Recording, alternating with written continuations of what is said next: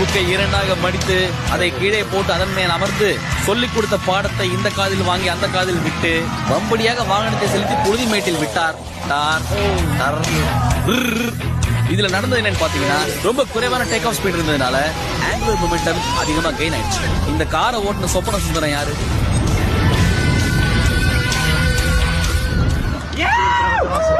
இவர் தானே அவரு. பூரிச்சு போய் ஒரு எலும்பு கண்டுபிடிக்குது. சட்டை போடாத ஊராடா இது. வர வண்டிய பார்த்தா இந்த ஊரே வேண்டான்னு கிளம்பி போற மாதிரி தான் தெரியுது. ஆனா அதான் இல்ல, இவங்க ஊர்ல வேலைக்கே ஆகாத வண்டிய இப்படிதான் கழிச்சு கட்டுவாங்க. இலவச இணைப்பா ஒரு போட்டு வேற. பாத்தீங்களா அண்ணனுக்கு என்ன மூளை.